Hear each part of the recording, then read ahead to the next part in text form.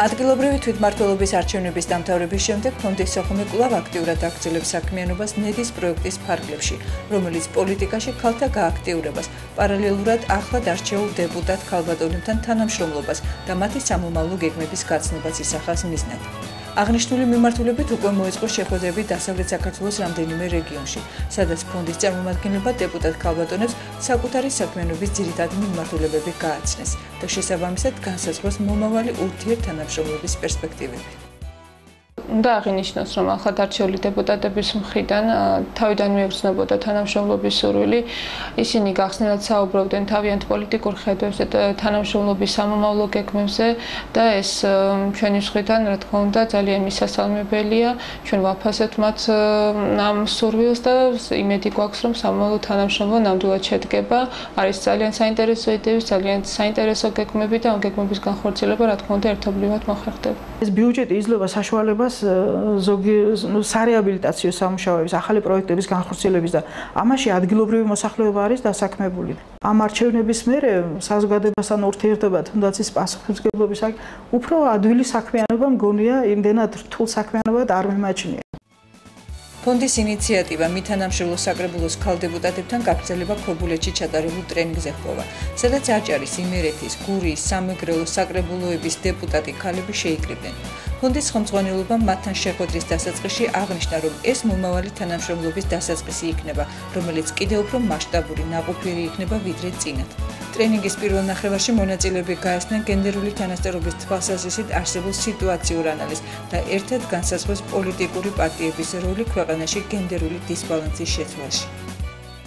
აქ უკვე ძალიან დიდი გამოცდილების ქალბატონები არიან და ეს ჩემთვის ძალიან მნიშვნელოვანია, იმიტომ რომ მე არა მაქვს ამ სტრუქტურაში არ მიმუშავენია და არა მაქვს ამის გამოცდილება.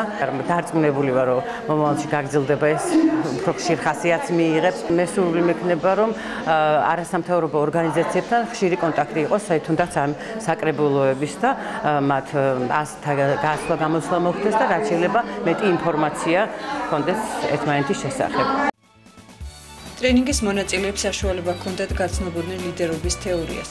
ჯგუფური სამუშაოების მეშვეობით ერთობლივად განესაზღვრათ, თუ როგორ შეიძლება გახდე ლიდერი, გამოიმუშაო ლიდერული უნარჩვევები. ჩვენ განვიხილეთ ქალის როლი საერთოდ საზოგადოებაში, როგორი უნდა იყოს ქალი ლიდერი, რა თვისებებს უნდა ატარებდეს ქალბატონი, რომელიც არის წარმოჩენილი თავის საზოგადოებიდან, როგორ უნდა გავააქტიუროთ ეს ქალბატონები, რომ მოვიდნენ პოლიტიკაში და ძალიან დიდი როლი ეკისრებათ ამ შემთხვევაში არასამთავრობო ორგანიზაციებს. ორგანული კანონი ადგილობრივი თვითმმართველობის შესახებ, თვითმმართველობის არსი, ადგილობრივი ხელისუფლების ორგანოები და მათი ფუნქციები. ამ თემის ირგვლივ არსებული საკითხები გააცნო ქალბატონებს ქუთაისის ახალგაზრდა იურისტთა ასოციაციის ხელმძღვანელმა ნინო თვალთბაძემ. ერთობლივად განიხილეს ევროპული ქარტია ადგილობრივი თვითმმართველობის შესახებ, საქართველოს საბიუჯეტო კოდექსი და საქართველოს 2010-2017 წლის რეგიონალური განვითარების სტრატეგია. ტრენერმა კიდევ ერთხელ შეახსენა მონაწილეებს საკრებულოს, მერიის, გამგეობის ფუნქციებისა და მოვალეობების შესახებ. დღეს საკრებულოს წევრ ქალბატონებს გავაცანით კანონი ადგილობრივი თვითმმართველობის შესახებ, აგრეთვე სახელმწიფოს მიერ დამტკიცებული რეგიონული განვითარების სტრატეგია, რომელიც ძალიან მნიშვნელოვანი არის და საკმაოდ საინტერესო დეტალები არის გაწერილი. ვისაუბრეთ აგრეთვე ადგილობრივ და ცენტრალურ ბიუჯეტზე, შემოსულობის ნაწილზე, ხარჯით ნაწილზე გაკეთა სავარჯიშოები, რომლებიც ნამდვილად დაეხმარებათ მათ უკვე ადგილზე გადაწყვეტილების მიღების პროცესში აქტიურად ჩაერთონ და მიიღონ სწორი და სამართლებრივი გადაწყვეტილებები. დღევანდელი მუშაობა ჩვენი შეეხო საკრებულოს ადგილობრივი ბიუჯეტის შექმნის პრიორიტეტების განსაზღვრას. ჯგუფმა შეიმუშავა პრიორიტეტები, ეს არის ადგილობრივი გზების დაგება, გარე განათებების მოწყობა.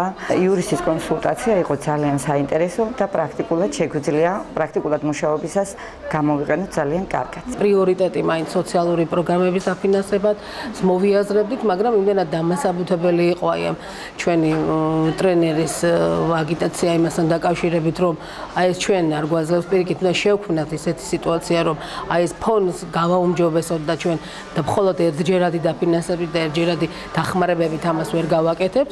უკვე მე ნამდვილად შემეცვალა იმის ისა რომ ჩვენ ცოტა სხვანაირად უნდა დავგეგმოთ ეს ბიუჯეტი და ამასთან დაკავშირებით აუცილებლად კონსულტაციები მექნება ჩვენს მუნიციპალიტეტის საკრებულოში, როცა ჩვენ ბიუჯეტზე დავიწყებთ მუშაობას. ტრენინგის მესამე დღე მასმედიასთან მუშაობის საკითხების განხილვით დაიწყო. ჟურნალისტი ეკა ფხაკაძე მასმედიის როლსა და მნიშვნელობაზე ესაუბრა ქალბატონებს. აღნიშნა, რომ სწორი დამოკიდებულება მედიასთან თანამშრომლობის დროს მნიშვნელოვანია. რამდენადაც სწორედ ესაა ერთ-ერთი საუკეთესო საშუალება თავიანთ თავს დადებითი კუთხით გაუწიონ გარკვეული პიარ კამპანია, განსაკუთრებით იმ ქალბატონებისათვის, რომლებსაც აქვთ ამბიცია იყვნენ პოლიტიკაში. პრაქტიკულ ნაწილში მონაწილეებს საშუალება ჰქონდათ ყოფილიყნენ რესპონდენტების როლში, დაკვირვებოდნენ და თავად განეხილათ ამ ამპლუაში თავისი სუსტი და ძლიერი მხარეები. აი ინტერვიუს ჩაწერაც რაც შეეხება, ჩემთვის ეს ცოტა ისეთი რთული იყო, რადგან მეუჩვეველი ვარ და რადგან ერთხელ უკვე გავიარე შესაბამისი პრაქტიკა, შევედ მით უმეტეს მოხდა მე აი ამისი აუდიტორიის წინაშე წარმოჩენა იმ ჩაწერილი მასალის, მოხდა აი იმ კუთხით გარჩევა თუ რა არის მისაღები, რა არის სუსტი, ანუ სუსტი და ძლიერი მხარეების წარმოჩენა და ყოველივე ამას ვეცდები რომ გავითვალისწინო. ისინი იმდენად დაინტერესებული იყვნენ იმით, რა შეეძლოთ ესწავლათ პრესასთან ურთიერთობაში, ურთიერთობის შესახებ, ტელევიზიასთან ურთიერთობის შესახებ, რომ აი თვითონაც კი მოდიოდნენ იმისთვის, რომ აი ჩაწერილი იყვნენ რაღაც გაიარათ ელემენტარული რაღაცა ტრენინგის მაგვარი, როგორი რესპონდენტი შეიძლება და ყოფილიყვნენ, იმდენად სასიამოვნო იყო მათთან დღევანდელი ურთიერთობა, რომ მეც ძალიან ბევრი რამე ვისწავლეთ. დემოკრატიული განვითარების გეზი, რომელიც ჩვენმა სახელმწიფომ აერჩია, ძნელი წარმოსადგენია მამაკაცთა და ქალთა თანაბარი მონაწილეობის გარეშე საზოგადოებრივ პოლიტიკური ცხოვრების ყველა სფეროში. ბოლო არჩევნების მონაცემებმა განსაზღვრა ადგილობრივ თვითმმართველობაში ქალთა მონაწილეობის ხარისხი.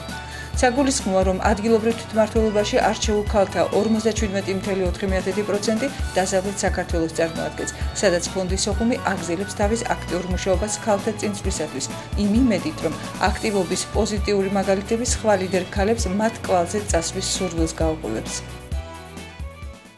იმისათვის რომ ბევრი ქალი მოვიდეს პოლიტიკაში, ჩვენმა ჯგუფმა დღეს შეიმუშავა წინადადებები, რომ უნდა იყოს სურვილი ამისათვის, უნდა იყოს კომუნიკაცია, მხარდაჭერა ოჯახიდან, ასევე საზოგადოებიდან, მეტი აქტიურობა უნდა გამოიჩინოს და პოლიტიკური უნარჩვევების შეძენას აქვს ძალიან დიდი მნიშვნელობა.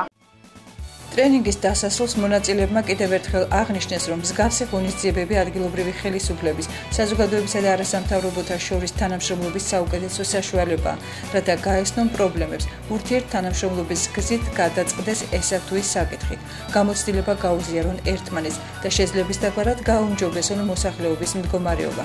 თავის მხრივ ფონდის სოხუმი მომავალში შეეცდება ითანამშრომლოს ქალბატონებთან წარმომადგენლობით ორგანოებში, ხელი შეუწყოს ინფორმაციის და გამოცდილების გაცვლას, ამ მრჩევლებთან სრულფასოვან კომუნიკაციას და რაც მთავარია, ქალი დეპუტატების შესაძლებლობების გაზრდას.